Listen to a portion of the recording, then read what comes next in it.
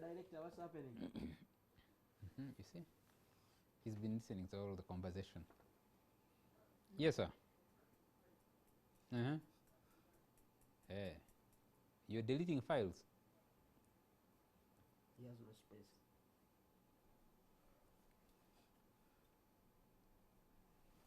So Charles. And that's the good thing, with these security cameras they bought. This government is incapable of working to working out an archival system to keep the material they collect, and it's too much. So, Yes. But do you think they ever thought about that when they're buying them? I don't know. I don't think they did, because you must have big servers to keep that material. Don't you think they're keeping the material? Because if you're taking pictures every single Yeah. The cameras can work in.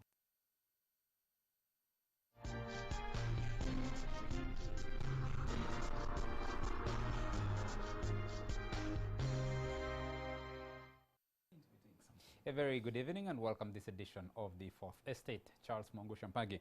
With me in studio, a team of experienced journalists to discuss some of the major events that dominated news headlines during the week. We will be spending time discussing the latest attempt or the latest promises by the police to deal with insecurity in Kampala and around the country. Just this afternoon, earlier today, there was a big meeting at Makerere University of Kampala Metropolitan Police, including that involved senior commanders of the Uganda Police Force and some members of the Uganda People's Defense Forces, laying out strategies on how to respond to insecurity. We'll discuss that in better detail. Let me first introduce the team that I have here. From the extreme end, interesting that all you guys have decided to put on jackets today. Very nice to have you, Yusuf Serunkuma. Yusuf is an academic, he's a researcher, he's a columnist with The Observer newspaper. Very nice to have you, Yusuf. Thank you. Happy to be here. We have Dictor Asimwe. Dictor is a senior writer with the East African newspaper. Dictor, very nice to have you. Thank you. And we have Kenneth Anderson Lukwago. He's a producer with Radio 1. Kenneth, very nice to have you. Thank you for inviting me, Charles. What we have is an abridged version of what President Yoweri Museveni gave to the nation as his 12-point program to deal with insecurity. Just before he delivered that, just before he gave that detailed plan, we had had a wave of insecurity. We were coming from the murders of women in Entebbe and Nansana. We had had killings of mobile money agents across the country. Then we had had high-profile assassinations. Those you can stretch back to as early as 2012 with the Muslim clerics. But more importantly, we had had assassinations that went beyond that, like the murder of Joan Kagezi. But the president had spoken here at the conference center, handed over, I think, was that where he handed over shoes to the late Ibrahim Abiriga. Then the next day, Abiriga is gunned down going home. And the president has to come back and respond to that. Then he calls a meeting, a press conference, what he called a press conference, but it was actually a monologue from the president, because I remember he spoke for about 1.5 hours before anybody could ask any question, to address the question of insecurity in the country at State House Entebbe. Then Muhammad Chirumira was gunned down. Now, the police and the military have been having a meeting. They have unleashed what they say is a 5-point program to deal with insecurity in the country. There are many questions around that. Can it work? What will it do? And we saw also in between that government invested heavily in the CCTV cameras. Now they're all over the place. And the questions are they being effective? Are they doing what they're supposed to be doing? But let's first listen to a former Army General, former Member of Parliament, and now practicing lawyer, his views on this 5-point program of the security. Can we have the production? Presidential directive to produce a plan to deal with the high rate of crime, the Deputy Inspector General of Police, Major General Sabit Muzei, outlined his strategy yesterday. In this regard, security will ensure more visibility, accompanied by camera surveillance where available, to respond to incidents. However, the public can also play a critical role here. However, a retired military officer Colonel Freddy Bogere believes Sabiti's security plan is not new. The moment they are death, and not one, not two, one cannot hide and say there is no security lapse. There is a security lapse, and probably that's why the chief executive as commander-in-chief is trying to address it, because his number one job is to protect citizens and their properties. And when people are losing lives, certainly you cannot claim that there is security. He believes government is entirely to blame for politicizing security matters. The government seems to be over-politicking, and to me really that's where the biggest problem is over this security. How I wish we could get back to the drawing board so that we start addressing some of these bipartisan issues square as human beings, that we all need this security. He also advises the president to remove military officers from the police force in order to instill more confidence in the force. The military cannot be a solution to everything, and that can only go to the depths of showing that there is something seriously going amiss. And how I wish we could withdraw from it, so that we rebuild the confidence within these institutions, and we empower them. It's not a secret that police, they tend to look at themselves as people who are being sidelined. And that's the bitter truth. Unless we address it squarely, we can joke around and say, no, we've only gone to do this, we've done this, but that we're just joking. We're dealing with human beings. Colonel Bogere says several police officers have confided in him that they have been demoralized. But when you talk to some of the officers, really in confidence, you notice this feeling. And even when you see them talk, even when you, at least to me who interacts with some of them, you really see that they're expressing this feeling of betrayal. They feel that they are not regarded. Julius Odwe, a former Deputy Inspector General of Police, also shared similar views when NTV spoke to him in August this year. Police officers who are already demoralized, they could have been good, but they are demoralized. So they will just sit and watch. My time of retirement will come. Let me finish my time, then I go home. Jingo Francis, NTV. Thank you, gentlemen and lady. You have just watched that story by Jingo Francis and the views of Colonel Fred Bogere. I remember he was in Parliament. He had some disagreements when he was in Parliament. Very interesting. He was a member representing the UPDF, and you see Julius Odwe and what they're saying. And then let me first read out the President's 12-point program before we start this discussion. The President's 12-point program was gun prints. He wanted the country to have all guns in the country recorded. And he said guns also have fingerprints. You can track them and know who holds what gun has done what, if it is involved in crime. Electronic number plates. At all the number plates on vehicles, on motor vehicles, on motorcycles, new number plates were supposed to be issued. They're electronic and they can be tracked in the system. They are recorded automatically with a tracker. So you know if it's Dicta's car that's been seen driving in a particular area, you can track where it moved and who was in it. The President announced the ban of hoodies because some of those guys riding on motorcycles were hooding themselves to commit the crimes. And then helmets, wanted number plates. Not number plates, numbers on helmets, on all helmets that motorcycle riders use.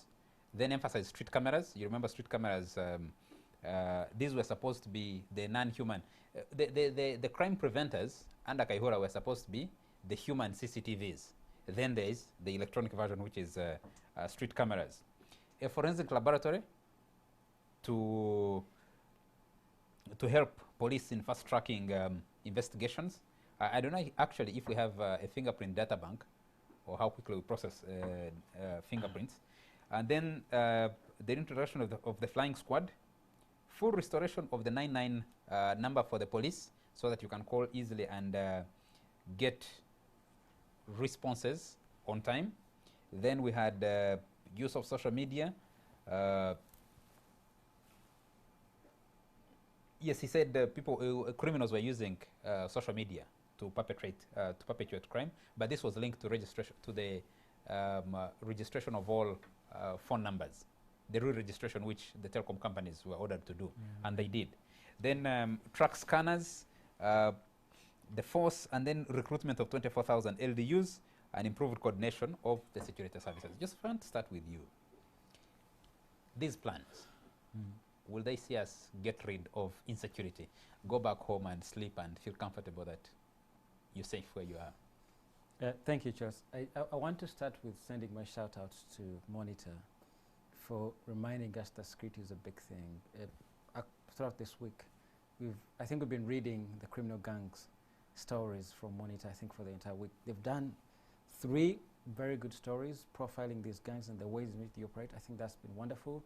And it's these stories that have prompted security personnel and all our intelligence units to sit again and review the ways in which security is executed in this country. And I think we need credit to Monitor for being part of the journalism that matters. But I want to tell you a story about a movie, Trouble in Paradise, right? There's a movie called Trouble in Paradise where 2 young men are stealing from rich people. At one point, one of the thieves falls in love with a rich landlady.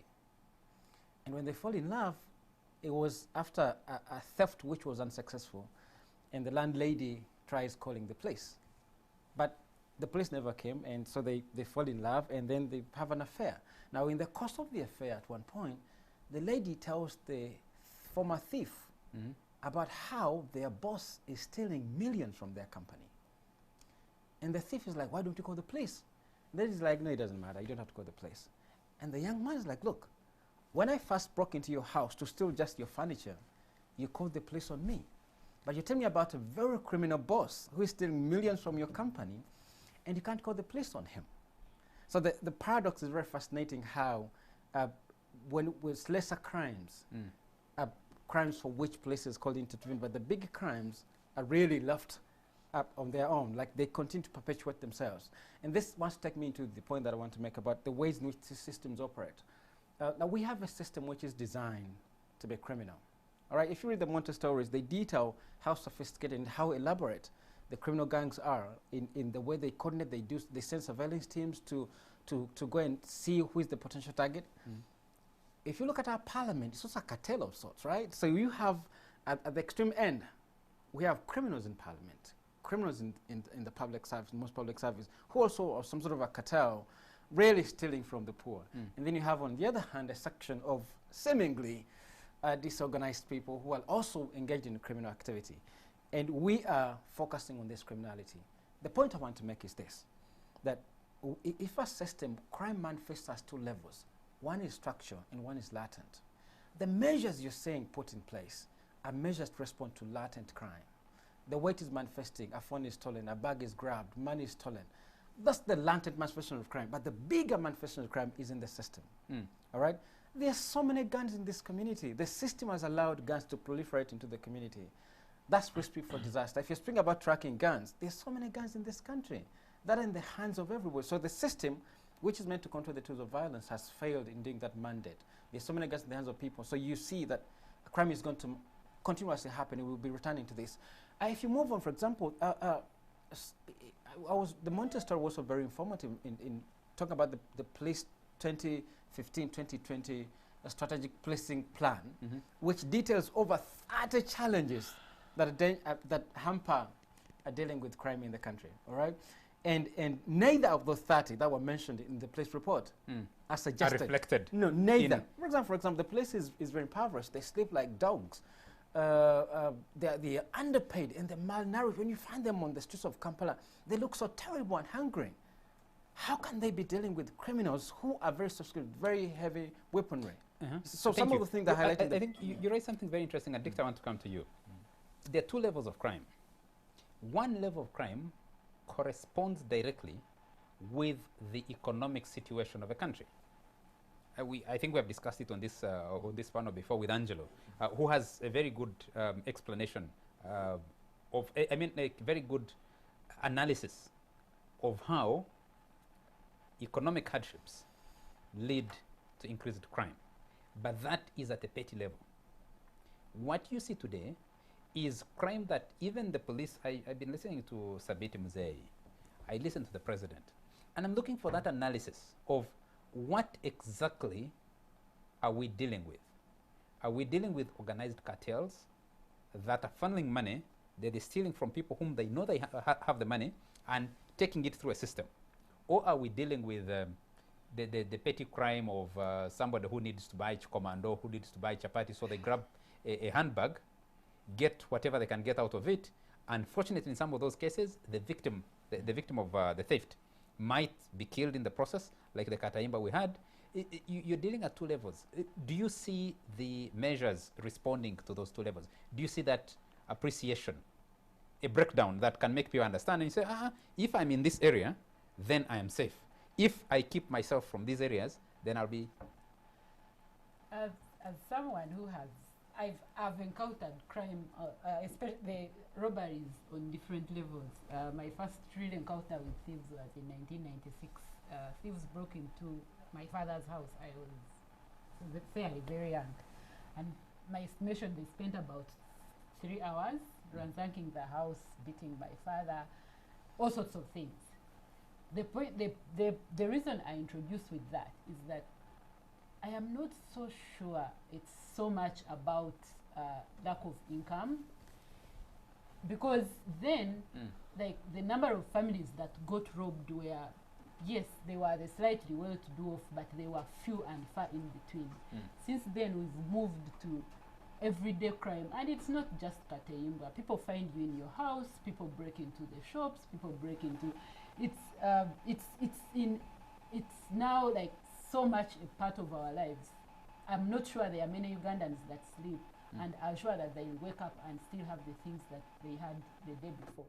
And I mean, these suggestions they've made now, you can be sure that 2 months from now, we shall be back discussing this same thing, because the police is incapable of, our security forces are incapable of solving the crime. And to some extent, they are part of the problem. Here's the thing. Not long ago, around 2014, I am coming from an office party, and a young man beats me up, roughs me up, steals my phone and my bag, but it was very close to home, so my brother runs after the guy and actually gets him. We take him to the police. So when his family members come, they tell me, can we pay you your phone and whatever, and you go away? I say no. When that happened, they went, the money they were supposed to give to me, I guess, gave it to the police, because the next thing I know, within 24 hours, the Kamocha OC calls me and tells me we are releasing the guy. We are releasing the guy. What if it was you? Would you worry? Would you agree with someone being sent away for just a phone? That's what the lady told me. So the point I'm making is that this problem is systemic.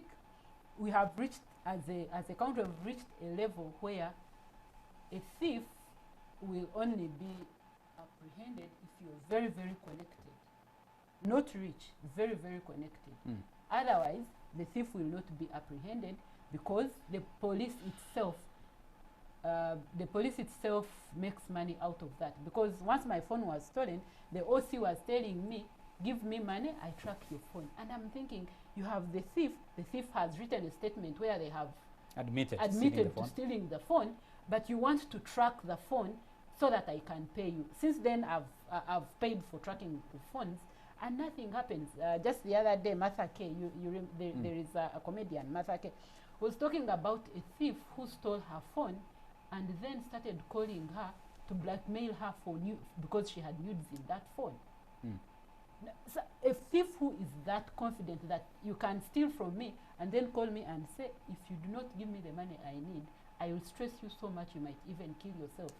But you are very sure that the police cannot help you.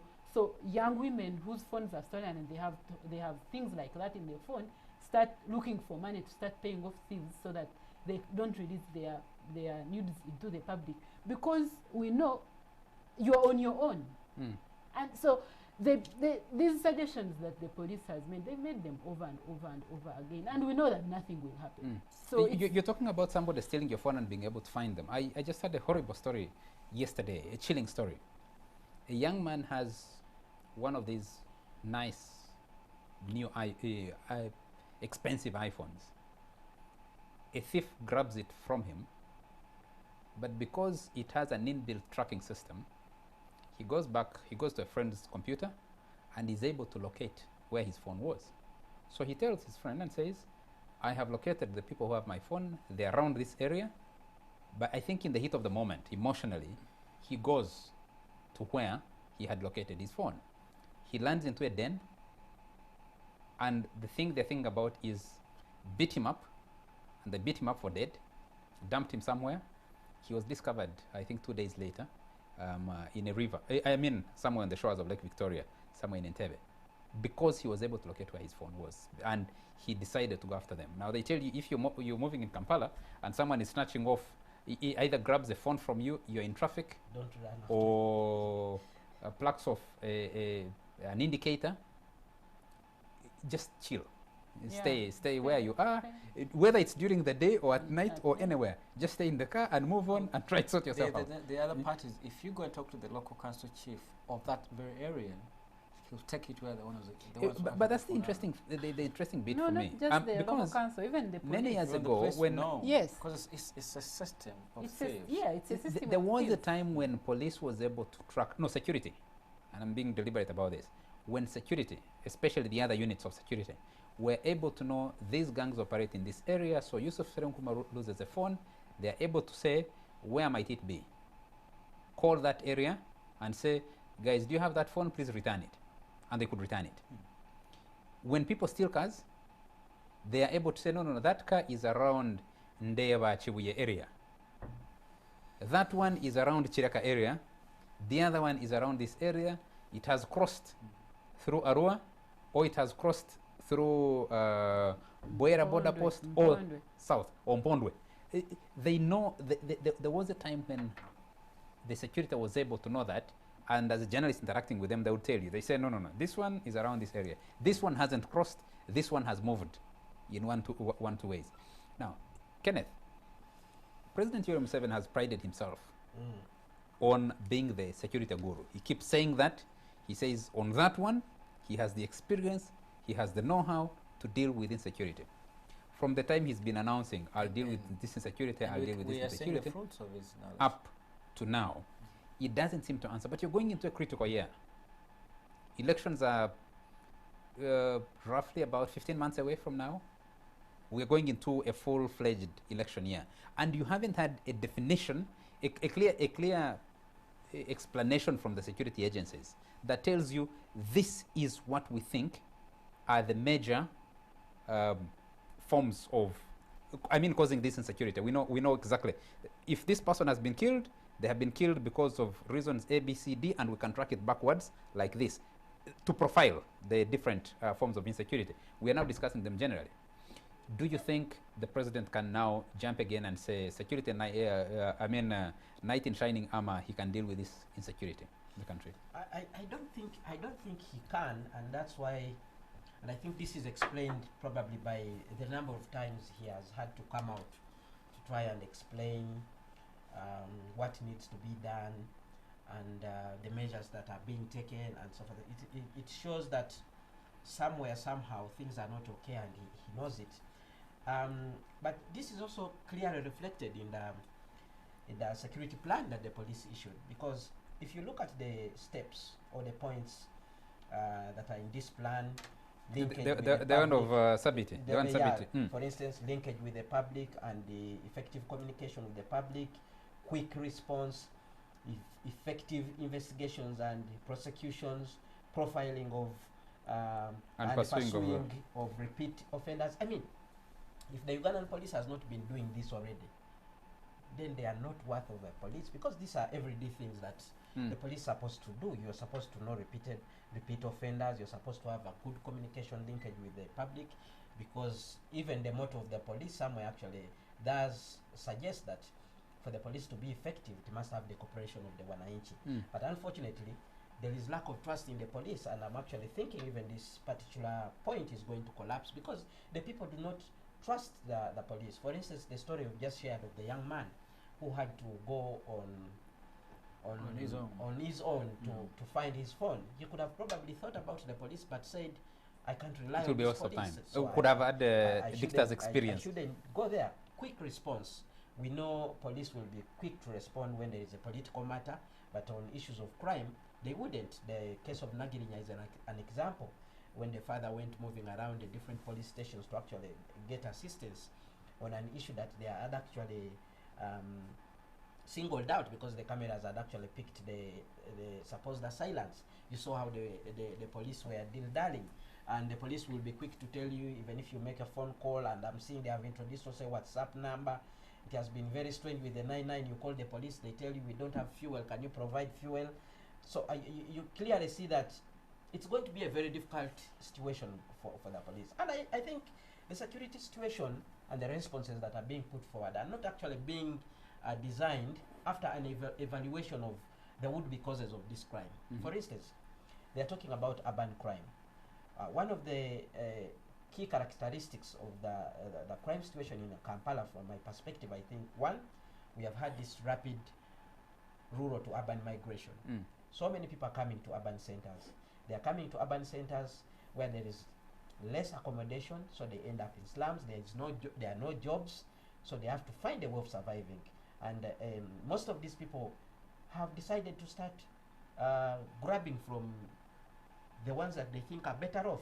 There's a famous quote by an economist in this country, Mr. Ramadan Govi, who actually says that the rich will not sleep as long as the poor are awake. So you have a situation where there is that class system. You have the poor, you have the rich. The number of the people who are coming to the urban centers are increasing.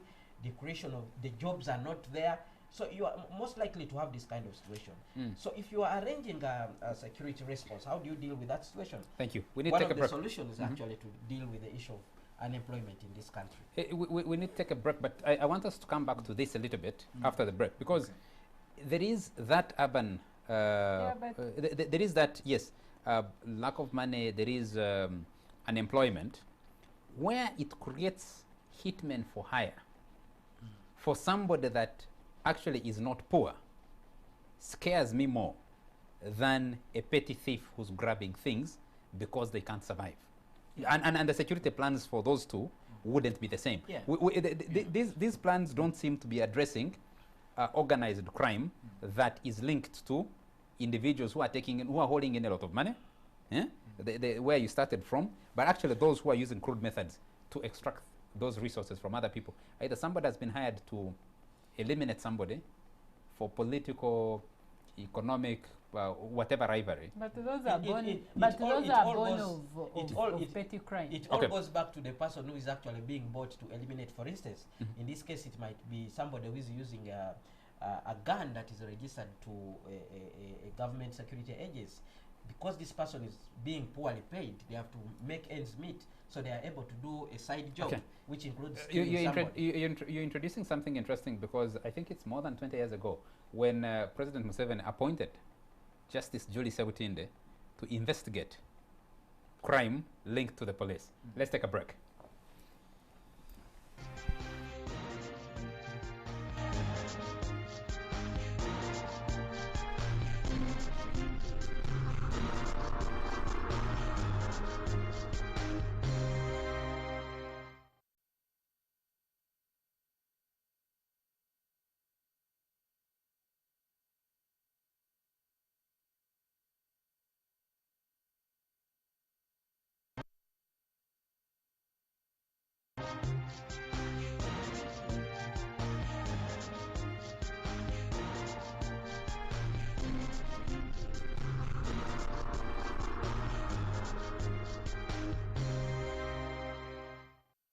You're still watching the Fourth Estate, and we're discussing the latest security response to insecurity or police response to insecurity, especially in Kampala and across the country. The Deputy Inspector General of Police, Major General Sabiti Muzei, released what he calls a 5-point plan, abridged from the President's dozen-point plan to deal with insecurity in the country. And he says linkage with the public and effective communication. I thought the essence of crime preventers was linkage and penetration to the public. And there are The also idea of LDUs. LDUs was to deal with exactly the same thing. And we've spent billions of money on recruiting, training, and coordinating crime preventers, and our Retiring LDUs, them and then retiring them. You have It parish hasn't. security officers, Yes. PISO. You have the RDCs who are the head of securities in districts. They have a coordination team at all levels in the districts. So you have an entire country Mhm. on a security chain that Charles, seems I like You wanted have to quick ask- response, and quick response because we're going to discuss, the president says Robert Senta Mchagulanyi is an enemy of progress in an interview he gave to BBC's Alan Kasuja. By the way, Alan Kasuja, Charles Onyangobo, and very many, some of the big names in journalism have been in Kampala over the last week, attending the Kampala Geopolitics Conference at Makerere, organized by CAS and the French embassy here. A very interesting debate. So Charles, I Kasuja wanted- scored that from here. Effective investigation and prosecution, profiling and pursuing repeat offenders.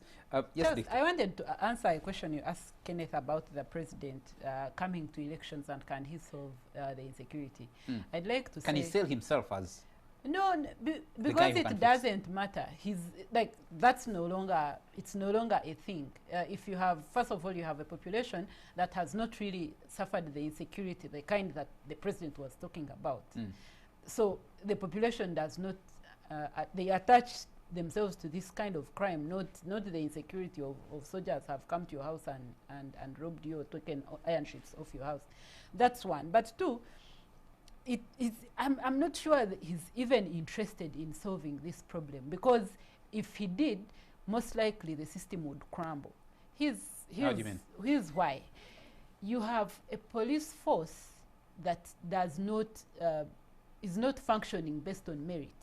You have a police force, you are promoted, paid extra, like all the things that accrue from doing well. People get them because they've arrested a Kizza Besigye or ran after a Sentamu and arrested them, and which means you do not need to be good at doing the work that the police is supposed to do. You just need to be good at pleasing the powers that be. Mm. That means the police is no longer interested in our well-being as a society. You also have a police force that is inclined to being corrupt, because as a society we've become corrupt. If you have a school system where in UPE people are barely learning, there's been some improvement allegedly, Mm. and people have to pay lots of money in private schools to study. People who have houses have to build very big houses, but from money that in many cases has been stolen. So you have a system that no longer takes care of us as a society. Everyone is in it for himself. Mm. So And a- God is for us all. yeah, and so an individual police officer looks at his individual interests. And what are his individual interests? Make money, take his kids to school, build a good house, go to his church so that they can give him the front chair because he's able to fundraise for the church. Those are the things that drive. You raise quite interesting issues, Dictor. You have Colonel Fred Bogere talks about it in that interview he did with Jingo. He talks about it. You have lots of professional police officers who wake up every day, sit on their desks, and are trying to do a good job. But you never hear about them. The ones you hear about are those who are dealing with political, dealing with political opponents of the system. I don't want to call them political crime. It's not really political crime, if you put it that way. But then the question for me is... But that's what they call it in the police. They even have yes, a desk. they have a desk to deal with that, but you don't see them prosecuting somebody for political crimes successfully, because it's a political contestation that's been exported into the security agencies. What does that mean for those for those professionals?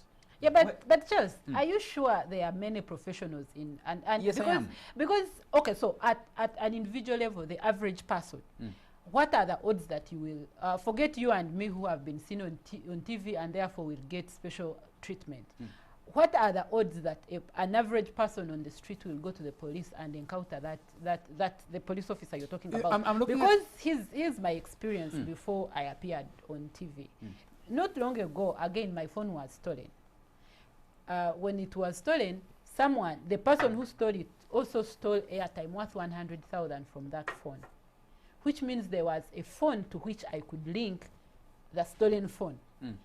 I went to the police and, okay, after having fought with MTN, which also didn't want to release the number to which my airtime had been sent, like, I had threatened them with a story for them to release the number. You go to the police and the police is like, no, just give us money for tracking.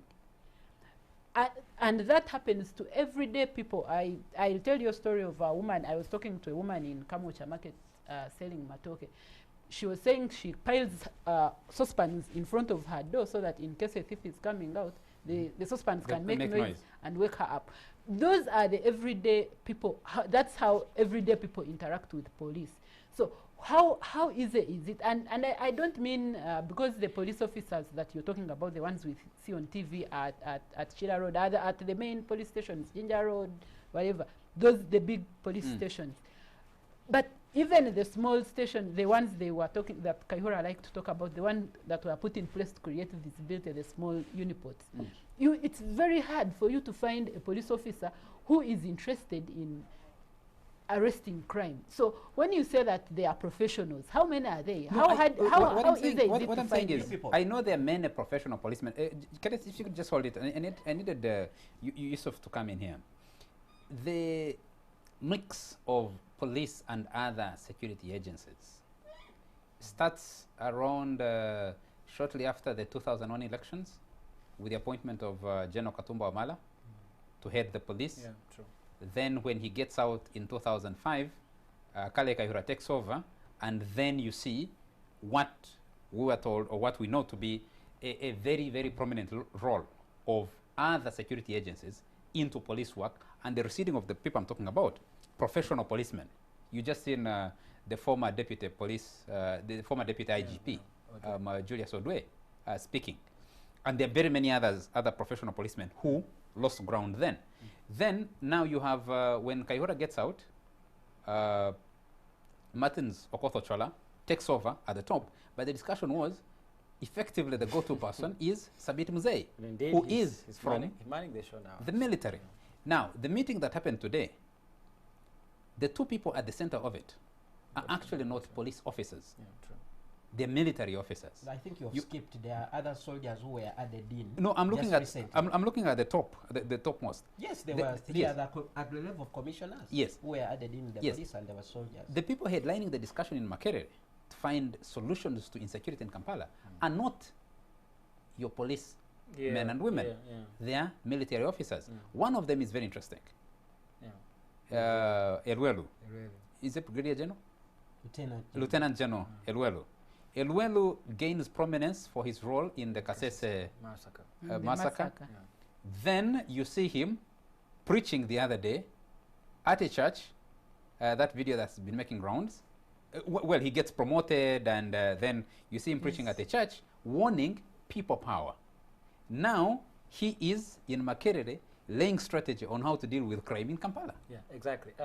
Charles, if there are any lessons we can take from the murder of Afande Chimida, was that Chimida told us over and over again that the security problem in this country was internal to the place, not external to it. And I think that's the beginning. If we're now looking at security measures being put in place, there's nothing internal to the place. And if we can take a lesson from his murder, is the many times he warned us that this country had an internal security problem, which was internal to the place, not to the country. And we can still take lessons from Sobi. You know, Sobi, the head criminal in this country, he told us on TV that I forgave this country on Christmas. He promised, when was that Christmas season? That was 2017? Yes, I think 2017. 2017, when he promised the country a peaceful Christmas. There will be no crime. Yes. But in that interview, he revealed much more that perhaps he was free to reveal. And he told us how he has never been arrested. Never been arrested. He told us he's how working very closely with the Internal Security Organization. Yeah, but he told us how the criminal gang he headed was working very systematically with the police unit. And over again, we've seen crime connected to the police. All right, so if you have to deal very systematically with the security problem we have in the country, you have to start with the police. Well, many times, the arrests that have been made of criminals like mobile money thieves, it goes back to the police system. So, you know, you have to make the connection that, hey, if you are dealing with this problem, and, you know, the president also told us many, many times that there are criminal gangs within the security system. So if there are any lessons we can pick, call them. if we have to pick lessons from Chirina's murder and Sobi's revelations, is that we have an internal problem to the security establishment itself. And I think that's the beginning. And the more we gloss over the things without looking internally, I think there's a big problem. But also, Charles, there's a point I wanted to make about the interventions that we have. You know, what has happened in this country that we've bundled all crime together. We have urban crime, small theft. Small theft. I thought that's what I was struggling with Victor and Kenneth earlier. And then we have large non-material interested crime, which you can call political crime, right? They're not just in the material. The murders that have happened in this country, they're not really in the material position of the people that they're victims. So we have put all this together, and we have one take-all response to these interventions. Security cameras, quick response. Surely, the people who murdered Afande Chirumira, Abiriga Kawesi, were not really interested in what those guys had. Neither would they be afraid of the CCTV cameras. Neither would they be, say, if they were burning hoods and having trackable number plates. Those interventions cannot really stop. You know, I've said this over and over again. The quality, the sophistication, the accuracy with which these guys execute their crime is way beyond an ordinary criminal. So if we bundle all these things together, we're losing the point. So we have political crime, which are non-material interested, which is manifesting at so many levels in different places in this country. And also we have this criminal gangs that Monitor was able to expose, which is also happening. So these two need to be like systematically dealt with really separately. Every time we bundle them together, I think we lose so much time. I think you make a good point. Yes, Kenneth, before we transition to... Yeah, Kano Bogere raised a very important issue there that we sort of did not pay much attention to when he talked about the police who would have actually been doing the work have lost confidence because of the involvement of the UPDF now. That alone is a very serious point to look at, because the UPDF people that we are looking at the top end of the police force, and yet the work that is supposed to be done, investigations and so forth, is supposed to be done by these police people who have actually lost morale because they actually think there are certain people who are encroaching in what should actually be theirs. So you have a problem there. Motivation at work seems to be a problem. That aside, the police are poorly paid. The areas, the conditions under which they live or even work, they are also problematic. There are some places you can go to. We have seen pictures of police stations making rounds on social media, and you look at what is actually being referred to as a police post, completely in shambles. And I want to agree with my brother there, Yusuf, when he actually says that the problem is internally. And earlier you had actually hinted on the investigation which was done by 17 Day, which actually brought out some of the key issues that the police was faced with as an organ that would maintain law and order. So there is a need to actually reflect on the conditions of the police internally, and to be able to provide them that impetus to get out there and do the work they're supposed to do. At the moment, I don't see anything like that. Okay. And even bringing in the UPDF does not solve the problem. Yeah. And that's why I want to do the transition. You see, just before the president gave this interview to the BBC, we had seen Elwelu making rounds on social media talking about people power. Then he's at Makerere working with the police. It's a mix to deal with insecurity. I'm just trying to imagine what kind of role he's being prepared for or is getting himself into as we move towards election year next year. Pardon? And of course, a few minutes ago we hinted on that desk, the political and media crime desk that is in the police. And of course we know it when we are moving towards elections. There is that tendency of politicizing crime. They will find something to actually connect the political actors to. If it's maybe some theft, they will round up a certain group of people and try to claim that they belong to this particular group. You remember that famous incident when a group of young men were rounded up and paraded before the media in the presence of the former IGP General Kare Kaihura, and then then General Kayihura was asking that one of them to actually explain how they normally operate. Then the young man said, nze afande ebintu ebyo sibimanyi bampadde wali 15 ne baŋŋamba nzije wano njogere. You see, those kind of, Translate your they gun. simply say, afande, for me, I have nothing to do with crime. I was given 5,000 and told to come here And talk, and talk claim to be a criminal. Claim to be a criminal. So you have all those things, and it becomes a problem because then the real criminals continue to do what they are doing as you go for those who are actually not connected. Which with I crime. think is the thing that Yusuf was talking about and very critical. But I need us to transition, and because this is linked, we're going into an election year, serious campaigns. The president says, according to him, Robert Sentamu Kyagulanyi is the problem. Yesterday, Joel Senyonyi, the spokesperson of People Power, was at a sports gala at Makerere, and I was actually driving there, and then I saw the military police pickup driving out. They had apparently gone to confiscate his red beret. But the way the People Power people have responded to the president's comments on their leader, very interesting one. You are the one who is more a lot on social media, Dictor. Charles, you see, the thing with the problem we have with our politics right now is that there is nothing that we consider so important for the soul of our country. Everything is about politics. The president 1 minute is telling us about imperialists, yeah? The next minute he's telling us Sentamu is an enemy of Uganda because he has told the Americans not to come and invest. Remember, that same president not long ago was talking about laughing at Ugandans because who want to travel abroad. No. He was laughing actually at Kizza Besigye and company for celebrating Kayihura's sanctions because he was saying they don't matter. And suddenly, now Kyagulanyi is a problem because he has talked to the Americans and told them, and which, by the way, People Power has said it's not true. The only thing that Kyagulanyi did was talk about the Americans funding Ugandan security, and they then use the tools that they get to harass Ugandans, not to provide security to the country.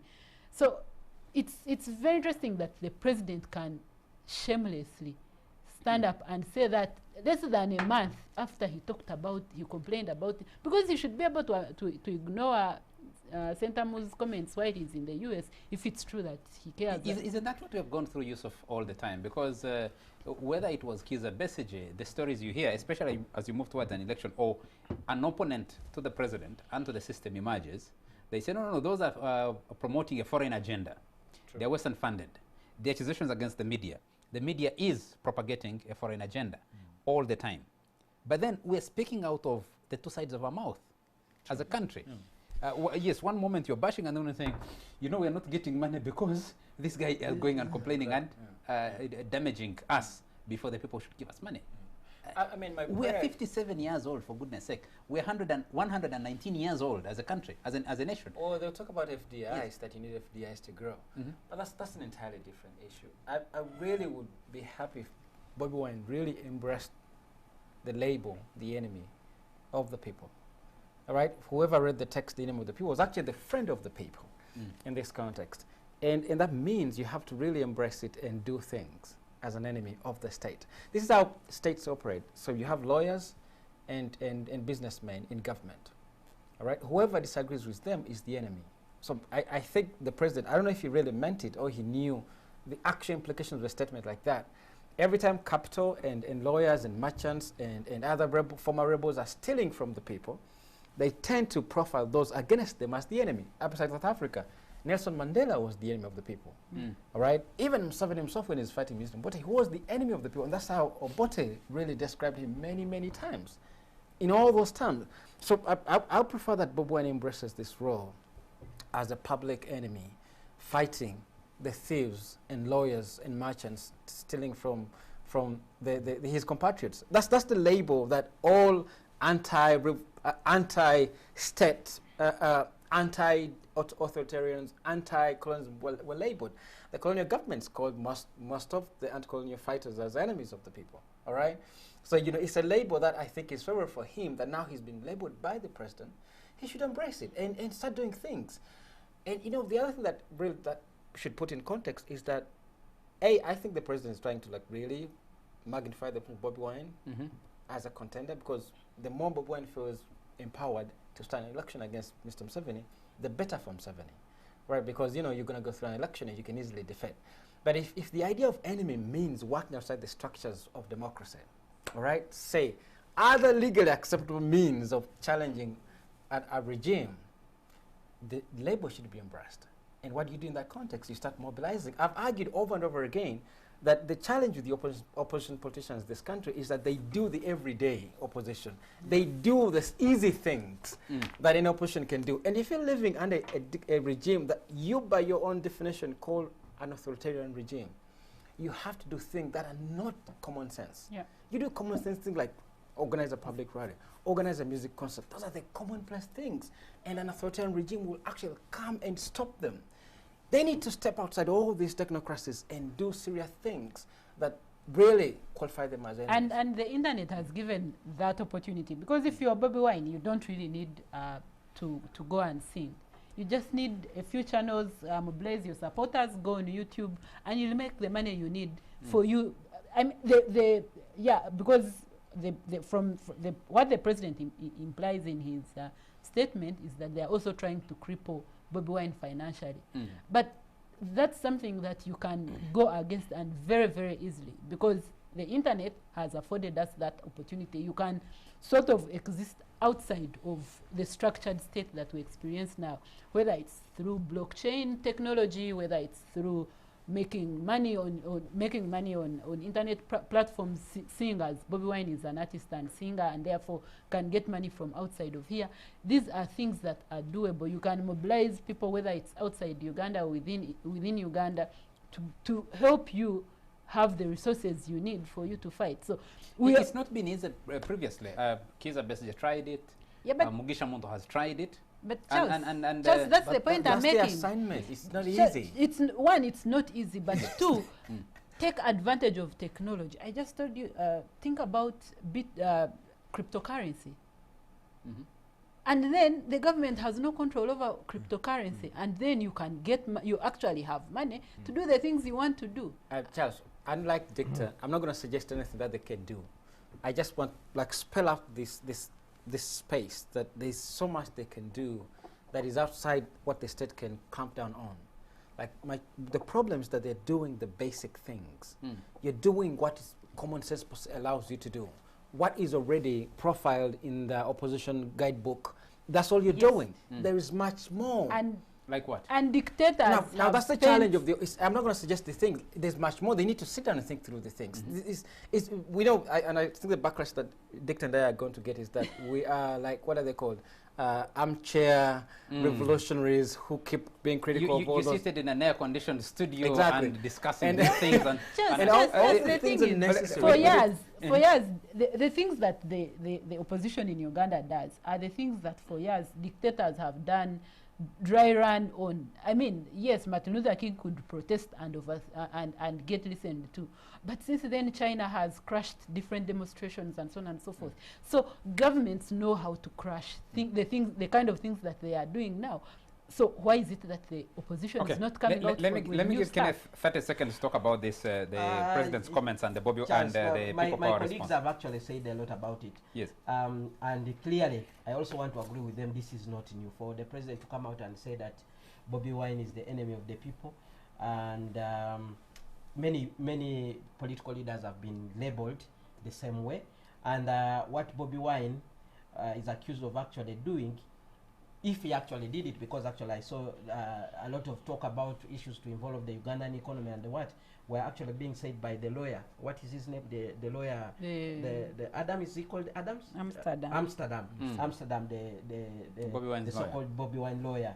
He's the one who actually talked a lot about what I saw Bobby Wine talking about. They've been attacking him and saying he's gay, he's what I saw Bobby Wine leading actually the lobby. talk about in the interviews abroad. He actually was talking about human rights situation and the level of corruption in this country, which are things that you and I actually will agree that they are problematic. But I also know when the president was still fighting Obote, he would also go abroad there and actually tell those people to stop supporting Uganda. I don't know. And he said that against Kizza Besigye in 2001 when I accused him of... that interview he gave, I think, to... Was it Financial Times? that very funny interview that he gave Yeah, then, yeah. 2001. Every major opponent And of you, an existing and system. and you will notice there is this kind of trend Okay. of demonizing Bobby Wine and the people power. The other day we saw the security The minister question talking for me about there how would the be, people power were linked to a certain red sort of terrorism group and what, and they were saying they are going to investigate the links Okay. and so forth. we need to take a break, So gentlemen it's and not very lady. funny. The only thing is, maybe we'll have an opportunity to discuss what will bring sanity to our politics. If the president derides his opponents that way, and they respond the way people has been responding to him, when do you create sanity in the politics? But we'll not discuss that now. Charles, No, a quick one. No. It We'll has to take- continue scaling Okay. till reach crisis proportions. We need to It has to only take, we need to continue. take a break. But when we come out of the break, a mass immunization campaign targeting children creates such a backlash, creates such controversy, although it's still going on, against the re-emergence of measles and rubella, and of course also polio. We'll discuss that after a very short break.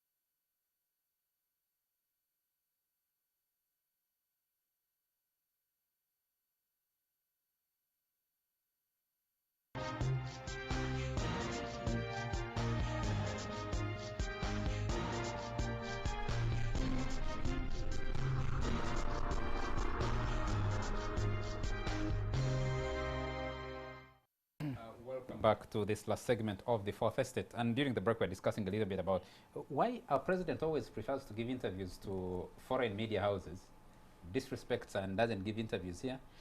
Even in a press conference, even you a will press only conference. get to ask one question. 3 people will ask questions, even after they've taken you to Entebbe. You and know, spent yes, full that day. press conference he called in Entebbe, and Simon Kasiate was asked to lead it. It was supposed to be an interview. The president spoke for 1.5 hours, and then you were the journalists don't have space to ask questions. You and the will president ask can't one respond to them. question, you can't ask a follow-up. Yes. Let's move on. The government announced a mass immunization campaign to run for a week, targeting 18 million children against measles and rubella. People have been And asking, what polio. exactly is rubella? How does it manifest itself? It's actually a dangerous disease, and polio as well. But it generated such a backlash. People protesting. They don't want their children to be immunized. They're fearing a foreign agenda that they want to, I don't know if it's to kill these children or what. What's wrong with us? And for government, I was telling someone yesterday, for government, the problem is they are promoting this as, you know, you have an opportunity because you have gotten this vaccine, it's too expensive. There are parents who don't care about the cost, but they need to be explained to that the vaccine are safe. Yusuf, you're a father, so have you immunized me? I did. Because my son is older than the immunization age. Are you sure? Yeah. It's above 15. Yes, it's a booster immunization, Okay. targeting children up to the You age of can- 15. you can tell I'm ignorant myself, which is really fascinating. But I want to say this. The two things that I want to say about this immunization craze we're going through now. My friend Spire Sentango put out a cartoon in The Observer this week where the medic is asking for the baby to be immunized, and the mom is saying, Gendo collection? Gendo gemenyoko. And then, like a skeleton, the devil from the grave is saying, give the baby give to me me. the baby. Right, so he juxtaposed the doctor and the grave. And I wrote him a message to say, I think it's not a very good spirit for you to put out a cartoon like this one. And Dr. Diana Atwini used it to her advantage. She went all over social media showing the dangers of not immunizing, all right? But this is what I wanted to say, and I said this privately to Spire.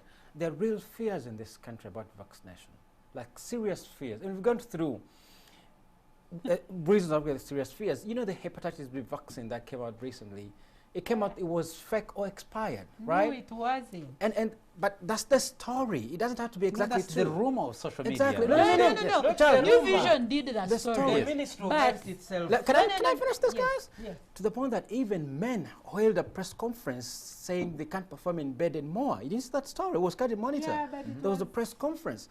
Now, paranoia. that material feeds into the community into general fear. There's so much fakeness in the health sector. We have somebody in Fort Portal giving bleach oils to people as cure for HIV/AIDS. Yes. We have a fake So he doctor. carried it through a church system. We have a fake A doctor. fake church. But you see, but the Minister of Health is watching.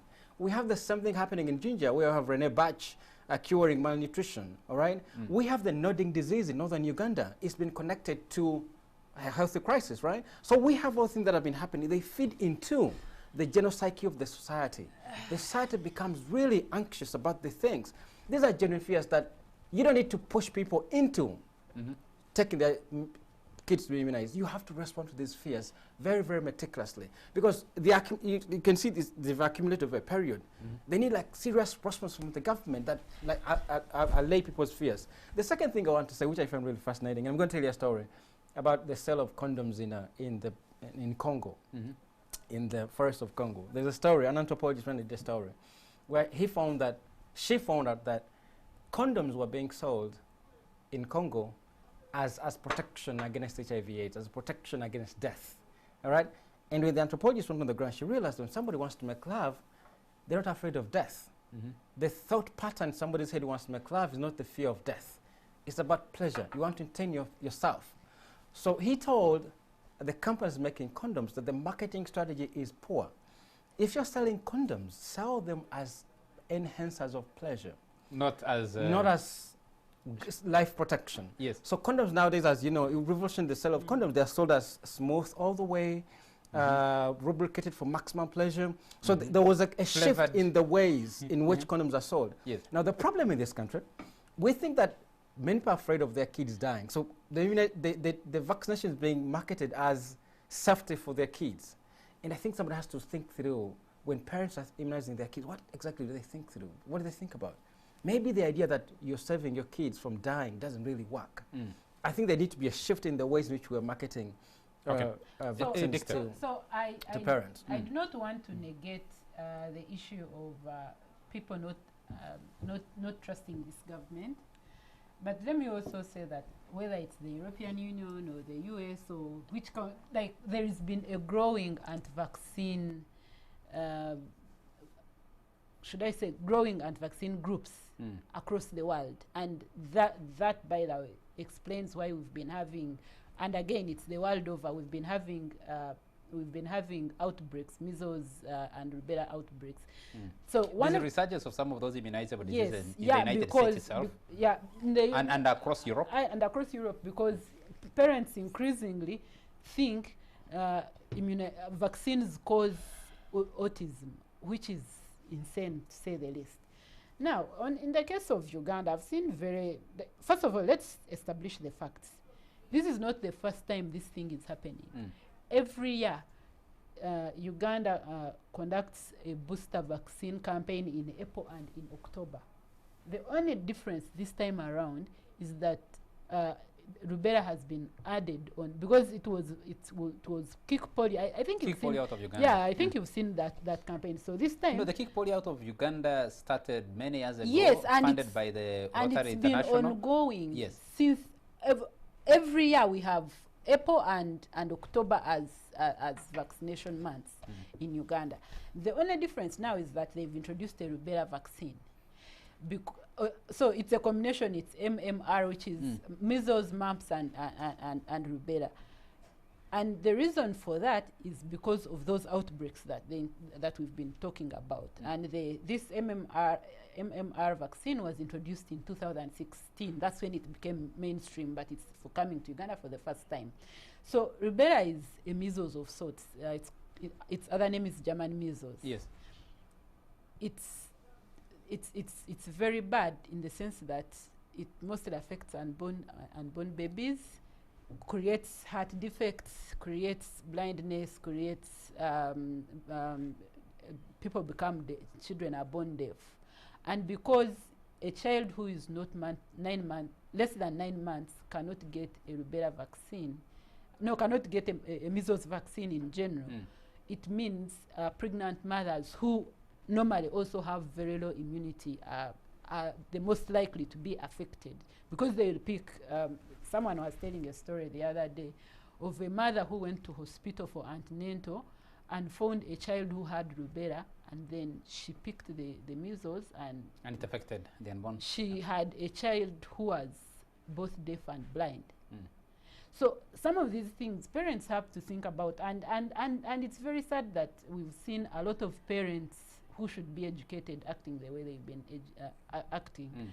And I've seen a lawyer friend who has been protesting the immunization of his children at one of the big schools in Kampala, and has written to them a notice of intention to sue. Yeah. Why did they force the child to can get I say immunized? he's Which is actually true, right? no.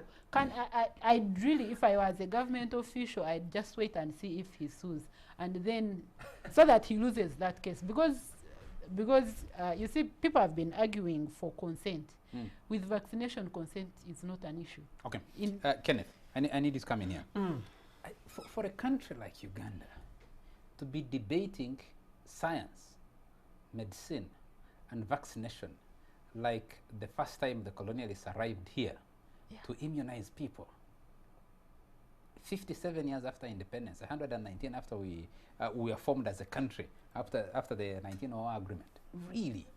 And There it's must be educated something. parents. And we have educated parents. We have no. We don't have. Who were also immunized. No, we don't have a team of scientists or a government that can inspire confidence and say, we brought these vaccines, we have taken them through our laboratories, our doctors have approved them, and we think they're safe. Because that's the problem. Yes, and Dicta hinted about it just a few minutes ago. The level of confidence and trust in issues that, the things that government does. And when you announce this kind of mass immunization on the backdrop of a big story, that actually the vaccines that you used to deal with hepatitis were actually defective, people have every reason to start wondering whether what you're doing is right. But also what was very interesting with this immunization was the letters that schools were writing to parents.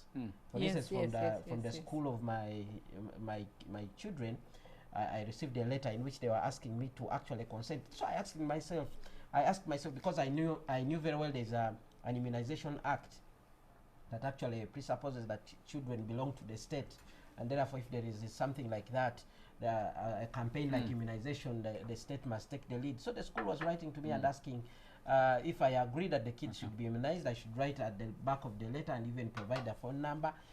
And I was just wondering and say, what's going? Is there actually a possibility that a parent will say no and the child will not be immunized? Yeah, I was just wondering. But also, this vaccination campaign actually comes at a time when there's been a social media discussion, when a certain story was published from Kenya that was actually saying that there was a vaccination done there, and its end results was actually to make women infertile. It was there. Yes, I've also seen that about Bill Gates and the government Then in West again, Africa. there was another story that was The running sterilization. actually.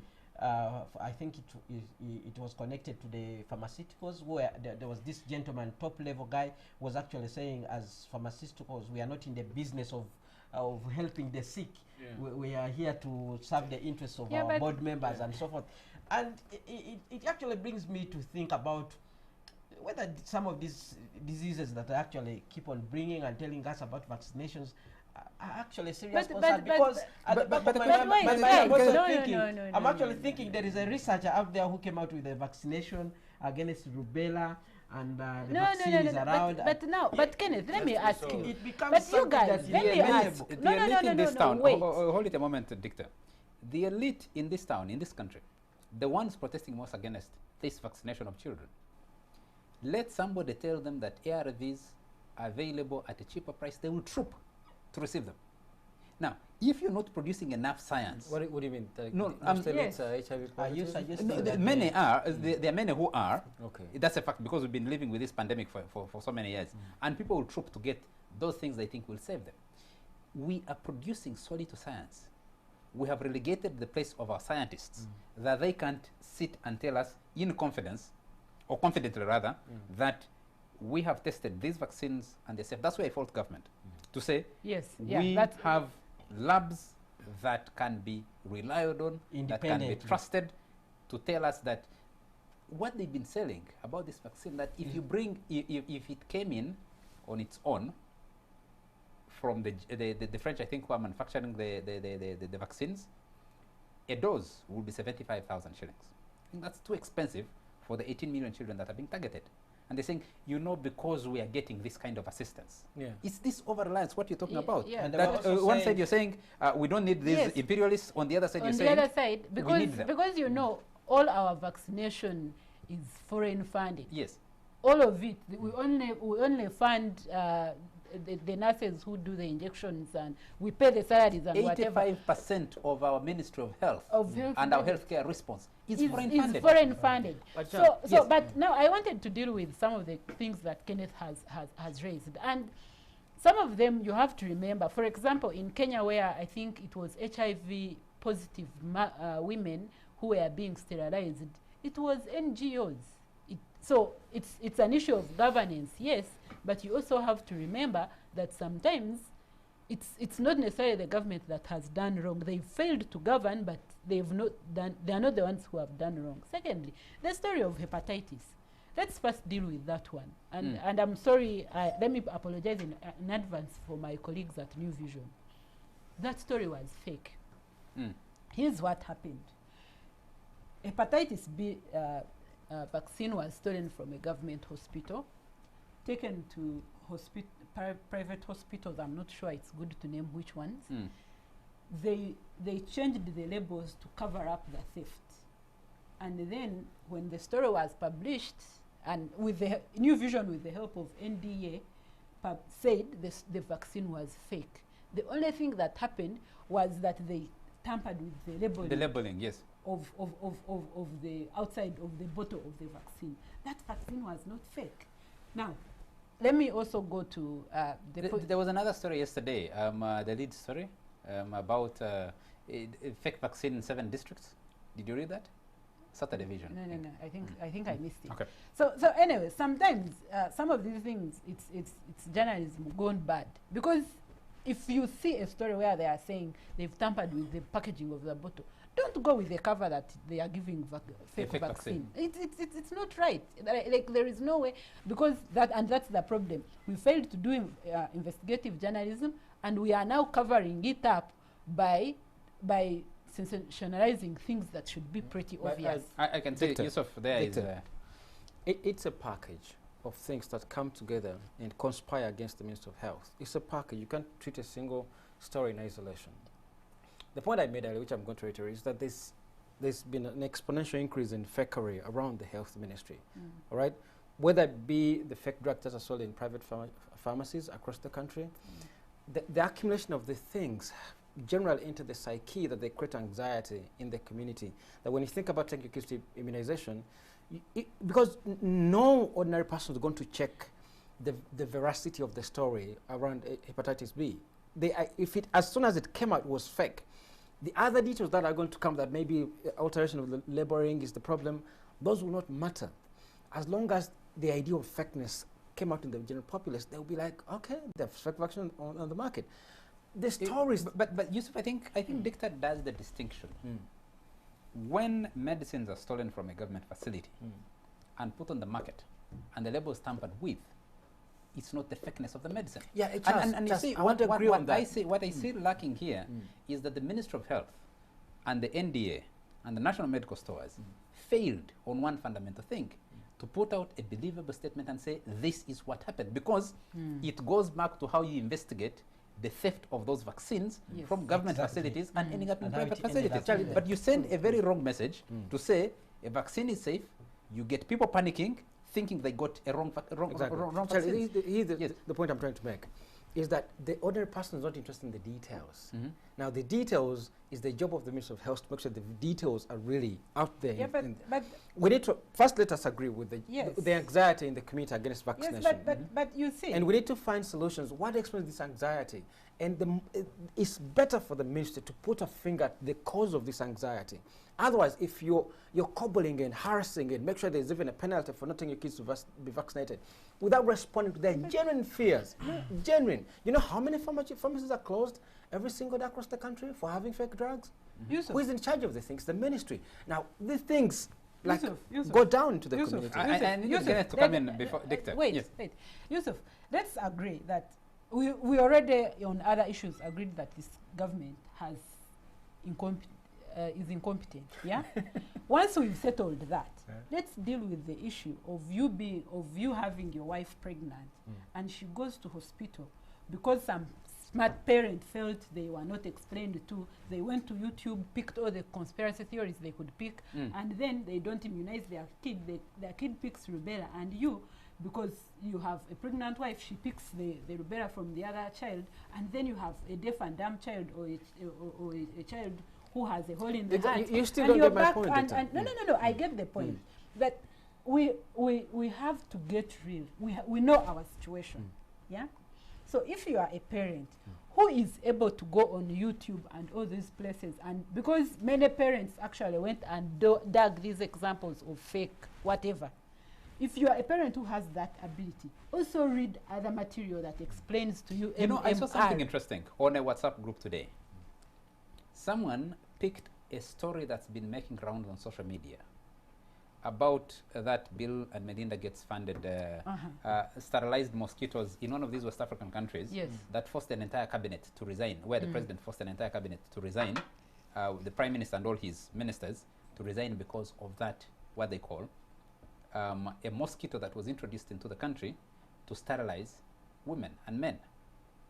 The story is fake. Of course Someone it's has fake. so many links to that story, and they forward the message without opening the links and reading them and verifying them and authenticating them. Yeah. Now, the problem is the people debating on WhatsApp are debating in English. True. There isn't much debate on local languages about yes. this vaccination, meaning elites are the ones propagating these things. They are forwarding fake things to the next person. Like true. And they can't individually, read. individually, some of them think they can take care of themselves. But Dictor gives a good example. You place yourself. Can you find this information? We're in the information age. Can you find this information, Kenneth? Verify. And before you hit forward, you know those messages that are being marked, forwarded many times? These are the messages that are running. Yes, Minister of Health, our friend Emmanuel Ineviona, And the others? Diana, and the minister. The minister went the other day, also caused her own controversy, going to be there when her daughter is being She actually vaccinated. No, but you, Yes. but you And- see, people were saying the government officials Are not going are to not allowing going to their have children. have But their this- children vaccinated because they were paid money to sell the vaccine. You ask yourself, this vaccine coming from Gavi and others, how much money can Yes, Acheng but get? the other thing, I mean, Acheng was being accused of the thing, but does Acheng have a daughter who is under immunization? That was part of the debate that was going on social media. The elite, the people who can read English, who can use their phones to search, why They aren't search they the wrong leading- stuff. Yes. Why? Okay. Why? Let me say. Kenneth, come in. Just hold a moment. Let Kenneth come in and I'll come back to you. Charles, Yes. it's about what we have been talking about.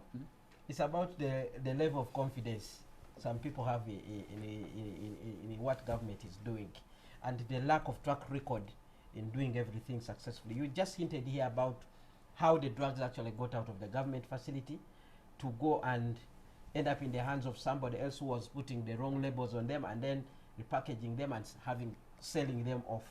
You see, that's where the point is, and it gives an opportunity to such unscrupulous people to do actually what they are doing. And you know, social media has also been at a certain level reduced to a playing field where people are having fun and doing all sort Yeah, of have fun irresponsible on things. fun things, You not get it? serious stuff. But also, let's not also run away from the fact that I think there was also a gap in terms of communication. I think the ministry largely used adverts to sort of mobilize the people to go and get this immunization. And I've seen some people actually saying the communication aspect was lacking. That's an preparing the country, the people, explaining to them, well aware of the negative perceptions that have occurred. And I don't think this is the first time we have had this kind of let's lay out situation. some facts here. So they should have prepared very well to be but able okay, to Let's so lay out deal some with the facts here, problem. Dictor. You're located here. Since government of Uganda started this, actually it was Africa-wide. It was not government of Uganda. Yes, it's 1990, about Africa-wide. 1997, Yeah. 98, 99, Why did these when they things happen started over and the over Kick again? Polio Out of Yes. Africa campaign. It ran across the continent, funded by Rotary International. Uganda has been able to be declared polio-free. Polio-free. But you are in the center of an area where you can't run the same campaign in DR In Congo, DR Congo, because in of the South insecurity that has been Sudan. there, in South Sudan, in Somalia. And polio cases have been reported in those areas.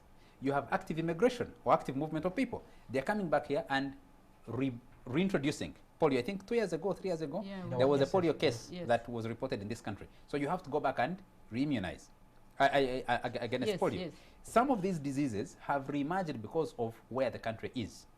And you need to explain that because similar activity hasn't taken place in the neighborhood. Number 3, if you see that some of this immunization has actually impacted on the health indices across this country, why are those messages not coming out? No, so it's true. My friends at the Ministry of Health did not do a good job. Whether it's a because sometimes you also have to acknowledge that some of the pastors, there is a pastor who the initial messages on the vaccine being fake came from a certain elite church in this town. And if you go on social media, you'll see all of them, the ones who give their pastors, who use their pastor's name. The moment some of the detailed comments, they are from that pastor's church. Like, all you have to do is click on the name, and you'll find that they are called, let's say, Dictor Asimwe someone. So some of these things, and these are stuff, in my view, that are being imported from the US, where you have conservative churches introducing anti-vaccine messages, and then evangelicals in Uganda who pick everything from the US doing the same here. Propagating them. Which for me, like, beats my understanding, because if you have gone to school, you are a lawyer, you are a medic, you're whatever, and you can't sit on your own and think through these things, and you're busy spreading. I just couldn't believe some of it. Yusuf is lost for words. Okay, Yusuf, go ahead. At the risk of appearing like in agreement with those who skeptics against vaccination, I just want to make this point that, and we should really focus on just this round of immunization which has received so much negative sentiment. We shouldn't focus on this.